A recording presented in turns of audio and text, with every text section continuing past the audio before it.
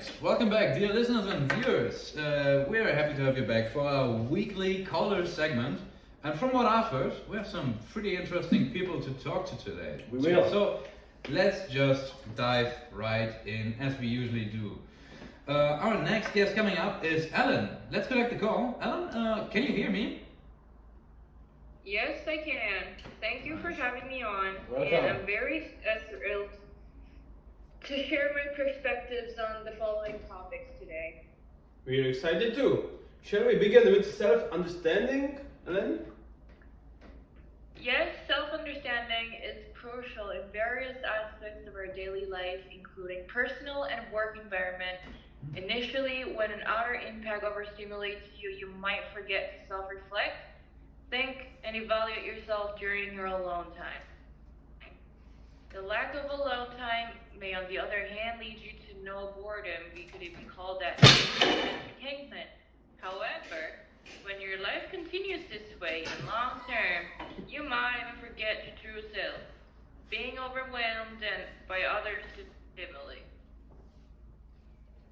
Very true, very true. Right, and it's so easy to lose yourself with all these overstimulating devices and other activities in our lives, right? That's correct, and I see a strong connection between this and lack of listening as well. Could you elaborate, please? Sure. What I mean is that when you're overwhelmed or overstimulated already, it makes it harder for you to focus on or listen to others. Active listening is important because it is a profound way of communication. However, when losing the skill or habit, people can easily fall into a worse cycle where they cannot even justify why their life started to crumble. Right. And how can this affect us in the long run? Good question. When you tend not to listen to others, regardless of it being negative or positive, you may not self-evaluate either. I'm not implying that you should always hear what others say or think about you. That's not something I want to promote. However, it is still recommended and preferable to be aware, sort of being self-conscious about what real-life persons think or feel about you. This is why self-understanding is important, and once you lose track of consciousness, I believe it can cause various issues. You mentioned something like reputation. Is it something that also affects your life or general relationships with others too? I see a profound connection here too. Perhaps reputation is a harsh way to refer to it. However, when you're too overstimulated, you tend to forget how you're genuinely seen by others, even when you slowly change. You might not even be your true self anymore after a while. And what usually happens, at least from what I've seen in my personal life, is that people shift and become shallower. The friendship or whatever relationship that you used to have tends to shift slowly shallower, and sometimes it's natural that some relationships change this way. However, when it is clearly due to someone's lack of self-understanding due to an overstimulated case and overwhelmed stance, the shift can be pretty disappointing. And you feel like you have some personal experience with this in this area? Well, I'd love to say I have seen both. That when others shift and when I noticed how I was slowly shifting, not very positively, both because of too many stimuli aspects. How have you overcome it then? I don't know if I've ever overcome it, but I guess I just try to gather that self-consciousness back and try my best to be stimulant-free, taking breaks and keeping a good distance away from those that disturb and distract me. It has helped me a lot. Okay. Admirable. Yeah, that's admirable. Also very interesting, right? I suppose many of us in this modern society might be going through like similar experiences. Yeah. I feel like many of us can relate. Yeah. Thank you a lot for your participation, for your words. For me, at least, they certainly provided like a broader outlook on the whole topic. Thank you. Thank you once again for having me and listening to me. Take care. All right. Thank you, Alan. Goodbye. Thank you, Steve. Thank you. Bye. Just hang out. Right, thanks. All right, our next caller coming up is Matteo, and I believe he has some interesting topics as well, right? Matteo, let's hear from you.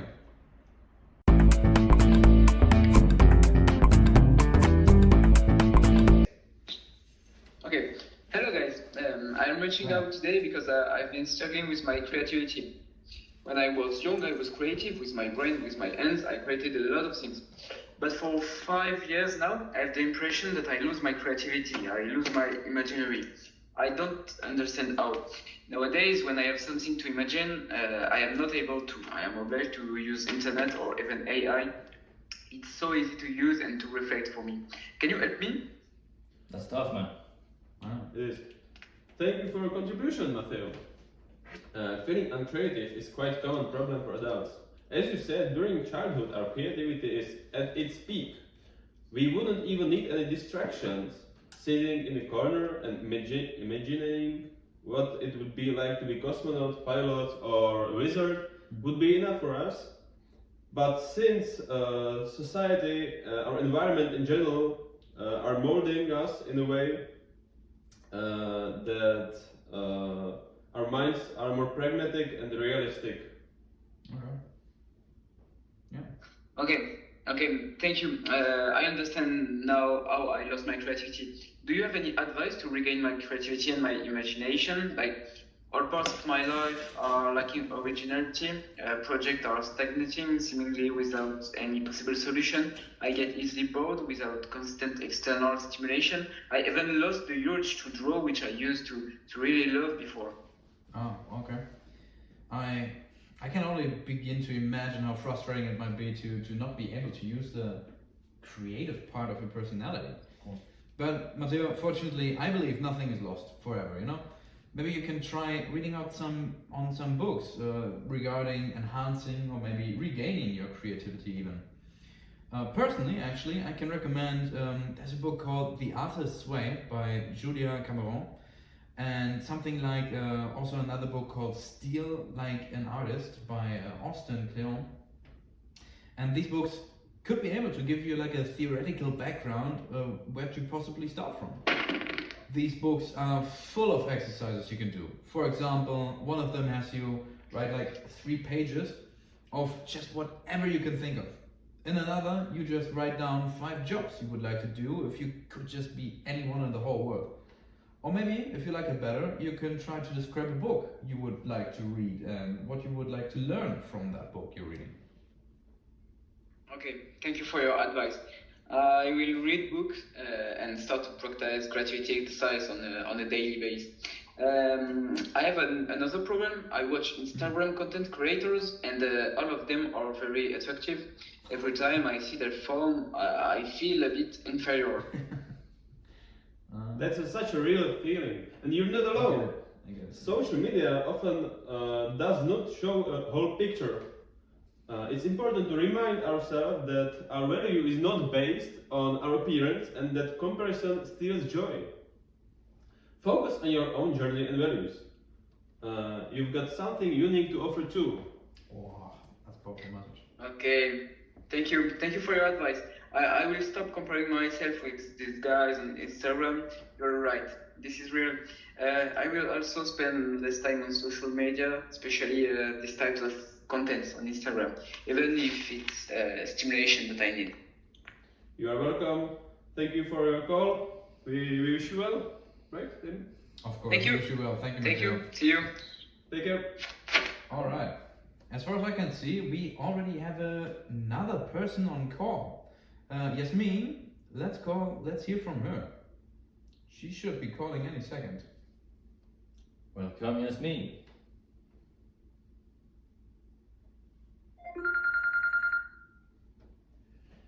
Hey Yasmin, can you hear us? Yes, I can. All right, let's hear what you have to say.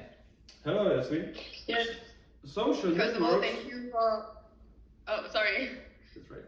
But thank you, first of all, to having me and listen how to what I say. You're very welcome.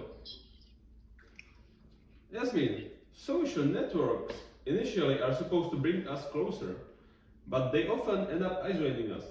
You would like to enrich us enrich our conversation with observation regarding anxiety and loneliness. Am I right? Exactly. In fact, as Isabelle Kiefer says, networks were created to facilitate relationships between people, but paradoxically, paradoxically, we can see that it can just cause the opposite effect, so the isolation. We spend so much time on our screens that it reduces real social interactions, those that are essential to developing our human skills such as communication or empathy. Interesting, right, Amy? Yeah, you're right. That is pretty interesting. I mean, what other effects do you think this social media overuse might have on you or in general? Thank you for your question. The appearance of others on the networks combined with this lack of practice in face-to-face exchanges, it creates a form of social stress and anxiety. There is even an article called Social Anxiety Catalysts that shows that passive use of networks such as scrolling without really interacting or is often associated with this type of anxiety. From my experience, most of us do this activity called doom scrolling quite often, almost on the daily basis, right? Guilty as charged. No. Yes, and it's just not passive, it's also very influential on self-esteem. In other article, the impact of social networks on anxiety, we talk about the pressure to show a perfect life. It pushes constant comparison and it makes self-confidence drop, especially among young people. They end up defining themselves according to the number of likes or comments we created in addition to social validation. Moreover, Kiefer also explains that C's virtual interaction activates the brain reward circuits. We speak about dopamine, the pleasure hormone.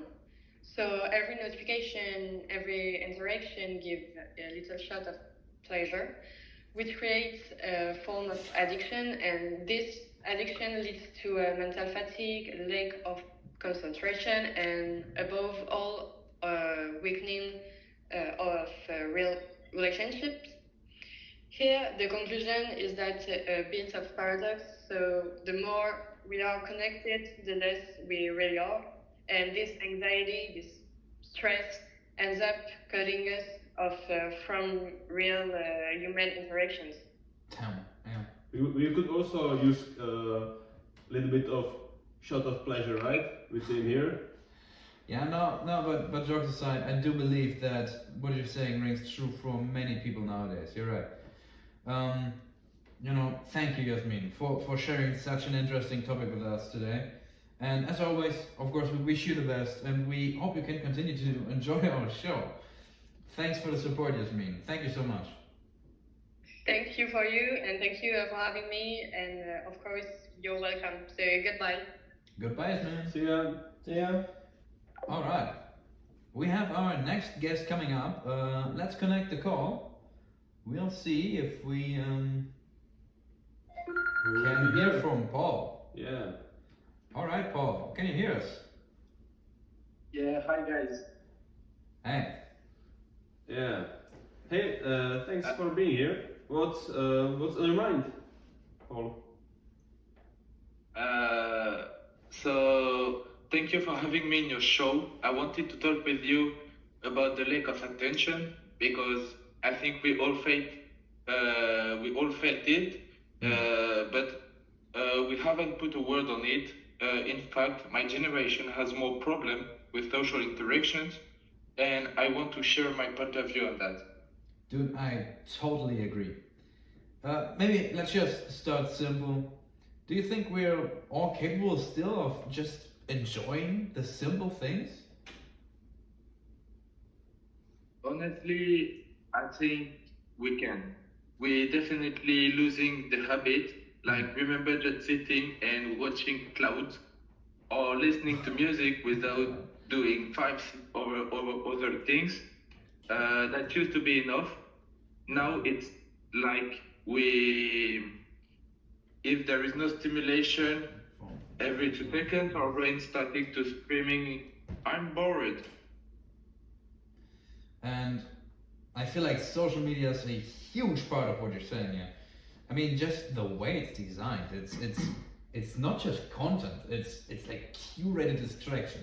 The algorithm actually is like trying to draw you in. You scroll, and your brain keeps craving the next hit of dopamine, right? Exactly. It's like our attention span has been trained to be shorter than a goldfisher. Okay. And what is scary is we didn't really choose that. We haven't been manipulated into it. This platform are engineered to grab our attention and never let go. And that's changed how we think, even off screen. I would agree. Yeah, that's a good point. I've noticed that I can't even sit through a full movie without checking my phone right now. This like real life feels slow, right? Oh yeah, in comparison, that's true. Yeah. Yes, we have been conditioned to see simplicity as not enough. But the irony is those simple things like walking, journaling, just talking with someone. Those are the moments we are actually think clearly. Where our brain can breathe, but we get bored before we even get there. Wow. Yeah, that's so true. Okay, last question. What would you say to someone who feels like their thinking is being shaped by the internet or society, but doesn't know what to do about it? Do you have any advice? That's good. Yeah, I would say smart and small. Just pause, notice what's grabbed your attention, and ask why. Who benefits from clicking, liking, buying? Is that you thinking, or you're being nudged? Once you start to seeing it, you can starting choosing differently. Wow. That's powerful, right? I mean, thanks so much for being here, Paul. For me personally, actually, I believe this conversation actually gave me a lot to think about. Just from how all this connects, the algorithms, how it might infect me, because I can relate to this actually. Thank you, Paul. Yeah, I feel the same. Absolutely. That was really great. Thank you guys for having me. Hope it made people pause and maybe sit in silence for a bit today. It will be fine. Thank you guys. Alright, that was Paul with very interesting perspectives. Our last but not least, Of course. we have like physical guest here, right? Gabriel, what is your point? You also prepared something, I did, didn't you? And Yeah. once again, guys, thank you for having me on the show. So lately, I've been struggling with this constant urge, and as you picked up on, to check my phone. It's like my brain is on autopilot, you know. It's ingrained in my routine. Can't do nothing about it. So I went along and did some research to find a solution to my problem. Okay. Because I read somewhere also that apps are designed to be addictive, like they're literally engineered to hijack our dopamine system, as Yasmin was really talking about just before. Sure, enlighten us. What were your findings, Gabriel? Can you elaborate on how that design works? Sure, I will give you my findings. So this platform uses features like infinite scroll, so basically there are no natural barrier. You scroll, and you roll and scroll the whole day without stopping points. So every swipe or refresh triggers a tiny dopamine hit because our brain are just wired to seek novelty all the time. I think that links to Matthew's problem about creativity. And it's like a psychological slot machine. You never know when you'll get a like or a comment, so you keep pulling the lever because it's always going to be different. You think it's always going to be different. Absolutely, man. But it's not just about willpower. I believe the kind of uncertainty plays a role here. Don't you believe? As like a variable reward, the same principles casinos use pretty much. I mean, it just keeps us hooked. This dopamine isn't just about feeling good, it's about the anticipation of winning big. Every notification primes the cycle. What if I miss something important here, right?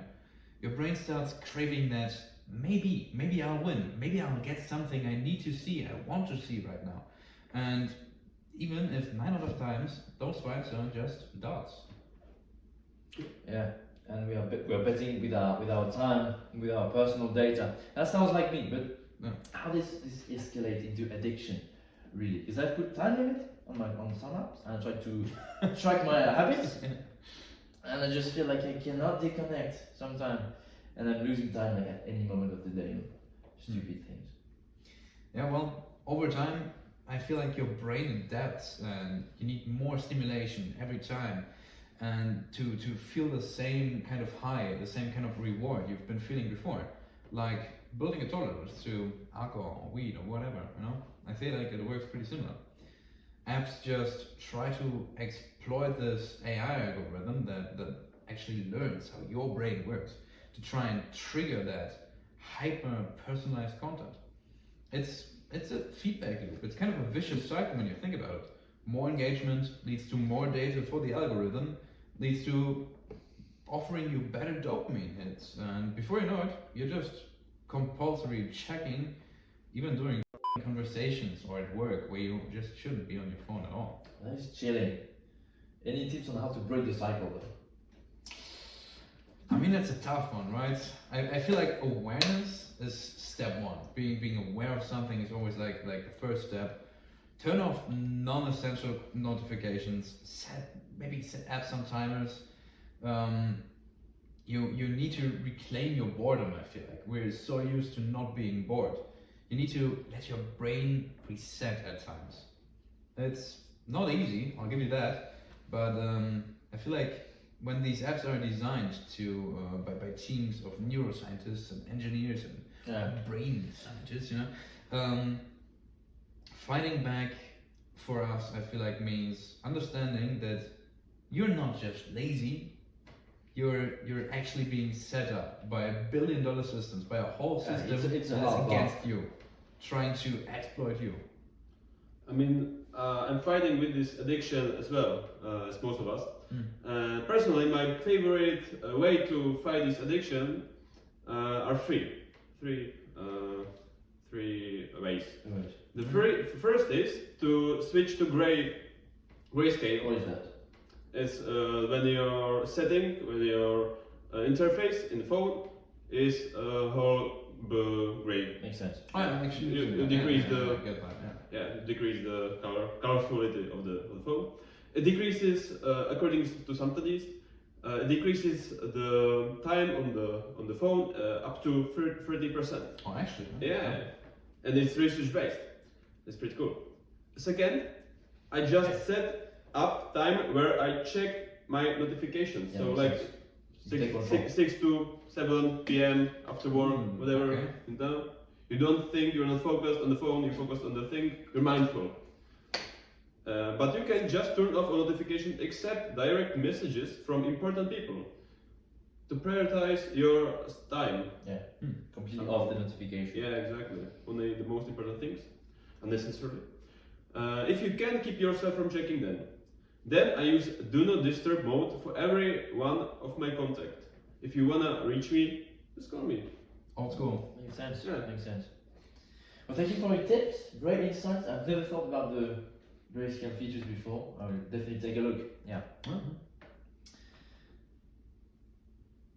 All And right. you're very welcome, all listeners, for tuning on today's podcast. We'll catch you up later for the next episode.